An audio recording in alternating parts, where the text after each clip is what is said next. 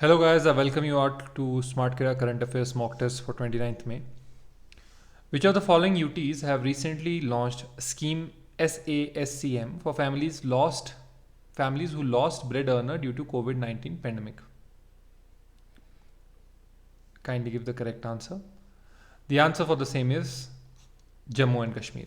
So Jammu and Kashmir has launched the scheme SASCM for families who lost a bread earner due to COVID-19 pandemic. Under the Special Assistance Scheme for COVID Mortalities, cash assistance of rupees 1000 per month shall be provided to the spouse and the eldest member of the family. Right? This scheme provides for scholarship of rupees 20,000 per annum for school going children and rupees 40,000 per annum for college going students. So very, very important scheme because a lot of children have become orphaned and a lot of families have lost their bread earner due to this COVID-19 virus. Governor of which state has given assent to Freedom of Religion Bill 2021? Kindly give the correct answer. The answer for the same is that Governor of Gujarat has given assent to Freedom of Religion Amendment Bill 2021. So Gujarat Governor Acharya Devvrat have given assent to 8 important bills, including the Gujarat Freedom of Religion Bill 21, which has been projected as the Anti-Love Jihad Bill. These bills were passed in the State Assembly during the budget session held in March. Very, very important. Who among the following has recently launched Sehat OPD, portal for armed forces personnel? So the answer is that Sehat OPD portal for armed forces personnel was launched by Defence Minister Rajnath Singh.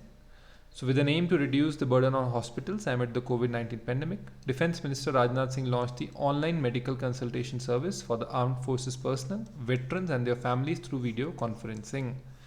The service e-health assistant and teleconsultation OPD portal will provide telemedicine services to the beneficiaries. The services can be availed by registering on the website sehatopd.in, the Ministry of Defence in an official statement said. Who among the following was sworn in as the president of Tibetan government in exile?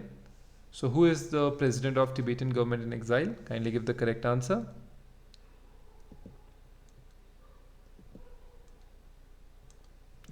The answer for the same goes to Penpa Tesering. So Penpa Tesering was sworn in as the president of Central Tibetan Administration at the Dharamshala-based Tibetan government in exile on Thursday. Penpa has said that he will reach out to the Chinese government to build a mutually beneficial and non-violent solution to the Sino-Tibet conflict. I must tell you that it has been a long time since Dalai Lama has said that complete autonomy of Tibet will not be possible from the Chinese Empire. So it's important that they build a mutually beneficial solution for both the parties, both the Tibetans as well as the Chinese. So he is just taking a step forward in that direction.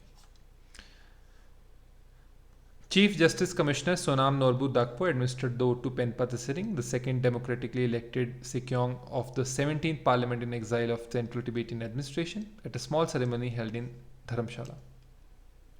Penpa Tesering has succeeded Lobsang Sangai. Who among the following was named as the recipient of the prestigious FIH President's Award? The answer goes to that the FIH President's Award went to V.K. Pandian. Private Secretary to Odisha Chief Minister Naveen Patnaik and IAS V. Karthikeyan Pandyan was Saturday named as the recipient of the prestigious International Hockey Federation President's Award. He was instrumental in successfully organizing the Men's Hockey World Cup and other international hockey events in the state capital Bhubaneswar. You can see him here. This is a well-deserved acknowledgement for his outstanding contribution and services to the hockey in Odisha. India and New Zealand have held which edition of the Foreign Office consultations virtually? The answer goes to that India and New Zealand have held the third edition of the Foreign Office consultations. This was held between Ms. Riva Ganguly Das, Secretary East, and New Zealand's Mr. Mark Sinclair, Deputy Secretary Americas and Asia Group, Ministry of Foreign Affairs and Trade of New Zealand. Right? So very, very important. This comprehensively reviewed ongoing bilateral cooperation, which both sides discussed the steps to be taken to enhance the depth and momentum of engagement in different areas such as defense and security, trade and investment, space, counterterrorism, cybersecurity, climate change, etc. and etc. Which of the following state has recently launched MHIM mobile app for home isolation patients? The answer goes to that MHIM mobile app for home isolation patients was launched by Manipur CM. So Manipur Chief Minister N. Biren Singh launched the Manipur Home Isolation Management mobile application for home isolation patients. The mobile app can be downloaded from mhim.in from the midnight today and will be available on Google Play Store also. So very important. Why it can be downloaded earlier and from the Google Play Store later? Because Google Play Store takes approximately 5 to 7 days for approving the app for Android phones from the Google Play Store. So very important. With this app, the patients can upload their health status including pulse rate, SpO2, body temperature and blood pressure among others using fixed parameters at fixed intervals set by the health department from time to time.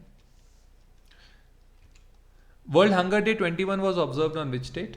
So whatever days are coming now, kindly remember the dates. You will have an easier time to remember it by that. So World Hunger Day 21 was observed on May 28th. So World Hunger Day is observed on 28th May every year. The purpose of the day is to create awareness about the people living in chronic hunger worldwide and celebrate sustainable solutions to mitigate this chronic deficiency of food. So on this day, sustainable solutions to hunger and poverty are celebrated and people are inspired to be a part of the solution. Which of the following date is observed as International Day of Action for Women's Health 21? The answer is again May 28th. So International Day for Action on Women Health or International Women's Health Day is observed on 28th May every year by women and health groups across the world. This is done to spread the awareness about their health and rights. Menstrual Hygiene Day 21 was observed on which of the following dates? As I said to you earlier, it's very easy to remember. Menstrual Hygiene Day, International Women's Day for Health, as well as International Hunger Day, all are observed on May 28th. So the answer is none of these. It was observed on May 20th this year and it is celebrated across the world. This is a day which is dedicated to inform and educate people about the importance of menstrual hygiene management. Name the person who has recently won back-to-back men's high jump titles in the Big 12 Outdoor Track and Field Championship in Manhattan, USA. Kindly give the correct answer. The answer goes to Tejaswini Shankar. So representing Kansas State University, India's Tejaswini Shankar won back-to-back men's high jump titles in the Big 12 Outdoor Track and Field Championships in Manhattan, USA. Shankar is 22 years old and he has cleared the bar at 2.28 meter to win the high jump gold on Saturday. Very important. The Delhi-based national record in men's high jump is studying business administration at Kansas State University. He is on a 4-year athletic scholarship since 2017. India's first home COVID test kit by MyLab Discovery Solution has been named as. So this first COVID test kit by MyLab Discovery Solution has been named as CoV Self. Kindly remember CoV Self. So this self-test can be used by symptomatic individual and immediate contacts of confirmed cases as per the ICMR guidelines. The test kit named COVID Self will cost ₹250 and can be bought without a prescription from pharmacies and online, the company said. US Space Agency NASA has announced the plans to send its first mobile robot Viper rover to the moon in which year? The answer is that Viper rover will go to the moon in the year 2023.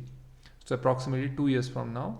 So NASA on Tuesday announced that it is planning to send its first mobile robot to the moon in late 23 and it will conduct a search for the presence of ice and other resources on and below the lunar surface.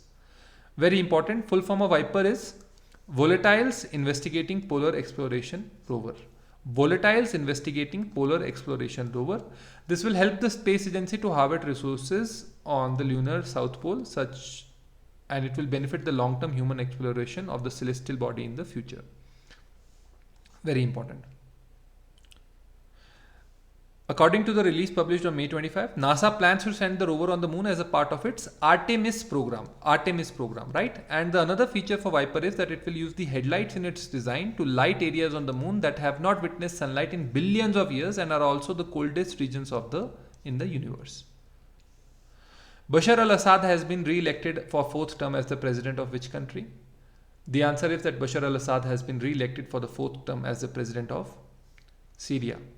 He is a Russia-backed, almost a dictator. So he has been re-elected for the 4th term as the president of war-ravaged Syria. right? Despite Western accusations of that the polls were neither free or fair. So very, very important, Bashar al-Assad, he has garnered around 95.1% of the votes cast, trouncing two virtually unknown challenges. Who among the following has won the title of the World Choreography Awards? The answer goes to that the World Choreography Awards were won by Suresh Mukund. So Emmy Award nominated choreographer Suresh Mukund, who is the founder of dance troupe Kings United, has won the title of World Choreography Awards for the show World of Dance. He has also become the first Indian to win this title. Earlier, Suresh team has won NBC's World of Dance Season 3. Suresh is also one of the captains in the TV show Dance Plus 5. Very important. Who among the following has won the Energy Frontier Award 2020 13th ENI Award? The answer is that this was won by the Energy Frontier Award 2020 13th ENI Award was won by Udupi Ramachandra Rao. So Bharat Ratna Professor CNR Rao received the International ENI Award 2020 for research into renewable energy sources and energy storage. Also called the Energy Frontier Award, this is considered to be the Nobel Prize in energy research. He has been working on the hydrogen energy as the only source of energy for the benefit of mankind. Hydrogen storage, photochemical and electrochemical production on hydrogen, solar production of hydrogen, and non-metallic catalysis were the highlights of his work. India's first city-wide environmental surveillance platform for COVID-19 was launched in which city? The answer is that this was launched in Bengaluru. So with the number of COVID cases rising across the country, earlier it was rising, now it's dipping. The government of Karnataka is introducing a city-wide sewage surveillance system in Bangalore that will help officials track the virus at an early stage, even among asymptomatic individuals. Very important. Assisting the effort is the United States Agency for International Development (USAID) and the Skoll Foundation supported COVID Action Collab (CAC), an India-wide collaboration of over 300 organizations and networks working together to provide COVID-19 relief and recovery services to the country's most vulnerable communities. Alka Raghuvanshi has recently passed away. Alka Raghuvanshi was an author, she was a journalist, she was an art critic, she was a writer. So art critic, author and journalist Dr. Alka Raghuvanshi passed away in New Delhi on May 26th, way after being diagnosed with pneumonia. She was 60 years old. Name the person who will be the only referee from India to officiate in the wrestling matches of Tokyo Olympic Games. The answer is Ashok Kumar. So Ashok Kumar is the only referee from the country to officiate in wrestling matches of Tokyo Olympic Games. His name was in the list of officials released by the United World Wrestling (UWW) on Thursday. Who among the following is the first and only woman in IAF qualified for the role as flight test engineer? The answer is Ashrita V. Oleti. So in yet another first for women in the Indian military, an officer of the Indian Air Force has been graduated from the Air Force Test Pilot School as country's first woman test flight engineer. Officials familiar with the development sent on Sunday. This image is not related to this GK. I guess it has been done by mistake. So kindly remember, squadron leader Ashrita V. Oleti is the first and only woman in IAF qualified for the role as a flight test engineer. Very important. She's a native of Karnataka and has graduated as a part of the 43rd flight test course after completing a one-year course at the pilot school. That's all for today, guys. Thank you very much. Have a nice time.